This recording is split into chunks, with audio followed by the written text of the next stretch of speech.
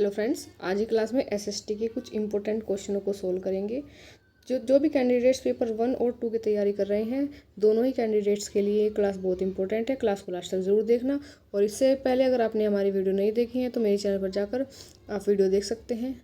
चलिए शुरू कर लेते हैं आज की क्लास। आज की क्लास का पहला क्वेश्चन क्या पूछा है हमसे?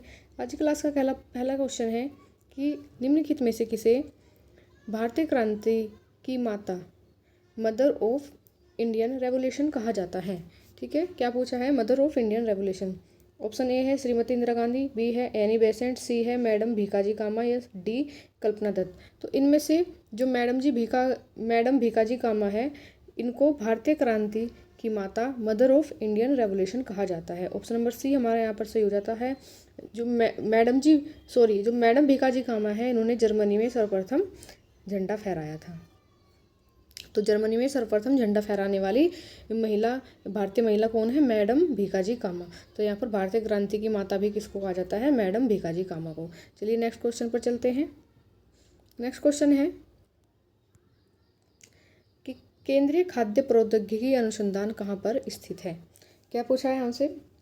केंद्रीय खाद्य प्रौद्योगिकी अनुसंधान संस्थान कहाँ पर स्थित है? क्या केरल के अंदर स्थित है, कर्नाटक में है, महाराष्ट्र में है या छत्तीसगढ़ में है? तो यहाँ पर कर्नाटक के अंदर क्या है? कर्नाटक के अंदर केंद्रीय खाद्य प्रौद्योगिकी अनुसंधान केंद्र है। तो ऑप्शन नंबर बी हमारा यहाँ पर सही हो जाता है। नेक्स्ट क्वेश्चन देखते हैं। नेक्स्ट क्वेश्चन में हमसे पूछा है कि भारत को कुल कितने जलवायु क्षेत्र में कुल कितने कृषि जलवायु क्षेत्र में बांटा गया है? क्या पूछा है हमसे? भारत को कुल कितने कृषि एग्रीकल्चर जलवायु क्षेत्र में बांटा गया है? 15 में बांटा है, 16 में बांटा है, 17 में बांटा है या 18 में बांटा गया है? तो यहाँ पर ऑप्शन नंबर ए कि भारत को 15 कृषि जलवायु क्षेत्र में बांटा गया है। ऑप्शन नंबर हमारा यहाँ पर ए सही हो जाता है।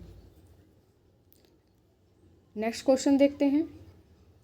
नेक्स्ट क्वेश्चन है हमारा कि ज्यामितीय डिजाइन, जो ज्योमेट्रिकल डिजाइन होता है, वो किससे बना होता है? क्या त्रिभुज में बने हुए डिजाइन को ज्यामितीय डिजाइन कहा जाता है, या वर्ग में बने हुए डिजाइन को ज्यामितीय डिजाइन कहा जाता है, आयत में बने हुए डिजाइन को ज्यामितीय डिजाइन कहा जाता है, या ज्यामितीय आकार से बनी हुई आकृति को ज्यामितीय डिजाइन कहा जाता है? तो यहाँ पर हम खुद से ही समझेंगे कि ज्यामितीय डिजाइन होता क्या है। ज्यामितीय डिजाइन बनेगा किससे? तो जितनी भी ज्योमेट्रिकल शेप्स होती हैं हमारी, जैसे ट्राइंगल हुआ, ठीक है, सर्कल हुआ, या हमारा स्क्वायर हुआ, या रेक्टेंगल हुआ, तो इनसे बनी हुई आकृतियों को क्या कहते हैं? इनसे बनी हुई आकृतियों को ज्यामितीय डिजाइन या ज्यामितीय आकारों से बनी हुई आकृति को ज्यामितीय डिजाइन कहा जाता है। ऑप्शन नंबर डी हमारा यहाँ पर सही हो जाता है। नेक्स्ट क्वेश्चन में देखते हैं क्या पूछा गया है हमसे। नेक्स्ट क्वेश्चन में पूछा है हमसे कि निम्नलिखित में से सबसे प्राचीन ताम्रपाषाणकालिक संस्कृति कौन सी है? सबसे प्राचीन ताम्रपाषाणकालिक संस्कृति पूछी हमसे। तो क्या कायथा संस्कृति है, आहार संस्कृति है, जौरवे संस्कृति है, या मालवा संस्कृति है? तो यहाँ पर जो आहार संस्कृति है, जिसको आहार भी बोला जाता है, आहार, ये सबसे प्राचीन ताम्रपाषाणकालिक संस्कृति है। तो ऑप्शन नंबर बी हमारा यहाँ पर सही हो जाता है। सबसे प्राचीन ताम्रपाषाणकालिक संस्कृति आहार संस्कृति को माना जाता है। नेक्स्ट क्वेश्चन पर चलते हैं दोस्तों। नेक्स्ट क्वेश्चन ने पूछा है कि केंद्रीय औषधीय एवं सुगंध पौधा संस्थान कहाँ पर स्थित है? हमसे क्या पूछा है? हमसे पूछा है केंद्रीय औषधीय एवं सुगंध पौधा संस्थान कहाँ पर स्थित है? क्या नई दिल्ली के अंदर स्थित है, उत्तर प्रदेश में स्थित है, मध्य प्रदेश में स्थित है, या लखनऊ में स्थित है? तो यहाँ पर जो केंद्रीय औषधीय एवं सुगंध पौधा संस्थान है, वो अपने लखनऊ में स्थित है। तो ये ऑप्शन नंबर डी हमारा यहाँ पर सही हो जाता है। नेक्स्ट क्वेश्चन में देखते हैं दोस्तों। नेक्स्ट क्वेश्चन में पूछा है राजपूत पेंटिंग के लेखक कौन है? यहाँ पर हमसे किसके बारे में पूछा गया है? राजपूत पेंटिंग के लेखक के बारे में पूछा गया है। क्या राय कृष्णदास है, या आनंद के कुमार स्वामी है, कलहण है, या पाणिनि है? तो यहाँ पर जो आनंद के कुमार स्वामी है, तो आनंद के कुमार स्वामी को राजपूत पेंटिंग का लेखक माना जाता है, या राजपूत पेंटिंग आनंद के कुमार स्वामी द्वारा लिखी गई है। ऑप्शन नंबर बी यहाँ पर सही हो जाता है। क्या? ऑप्शन नंबर बी हमारा यहाँ पर सही हो जाता है। चलिए चलते हैं नेक्स्ट क्वेश्चन पर। नेक्स्ट क्वेश्चन पर पूछा है हमसे, नेक्स्ट क्वेश्चन में पूछा है लोक कला जो फोक आर्ट होता है उसका संबंध किससे होता है? क्या चित्रकला से होता है, आधुनिक कला से होता है, प्रागैतिहासिक कला से होता है या क्षेत्रीय कला से होता है?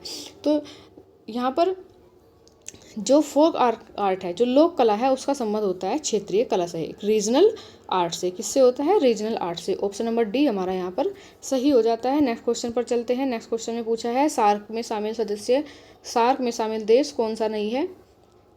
तो दोस्तों सार्क में शामिल देश कौन सा नहीं है? क्या जापान नहीं है, नेपाल नहीं है, भूटान नहीं है या बांग्लादेश नहीं है?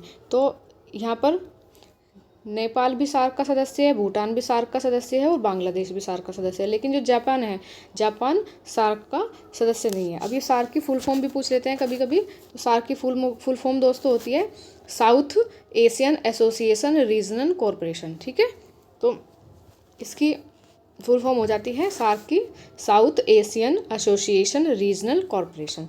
तो यहाँ पर पूछा है उस देश के बारे में जो सार्क में शामिल नहीं है। हमारा भारत भी सार्क के अंदर शामिल है, लेकिन जापान है वो सार्क में शामिल देशों में नहीं आता। तो यहाँ पर ऑप्शन नंबर ए सही हो जाता है। और आज की क्लास का हमारा लास्ट क्वेश्चन है। उसके बाद आप कमेंट में ज़रूर बताना आपको क्लास कैसी लगी। लास्ट क्वेश्चन है दोस्तों, कृष्णा गोदावरी क्षेत्र जिसको हम केजी बेसिन के नाम से भी जानते हैं, इसमें चावल की कितनी किस्में उगाई जाती हैं, उनके नाम बताने हैं। तो 3 किस्में उगाई जाती हैं। ठीक है, टोटल 3 किस्में होती हैं, उनके नाम बताने हैं। तो अमन, बोडो, ओस, ये तीनों जो फसल है किसकी हैं?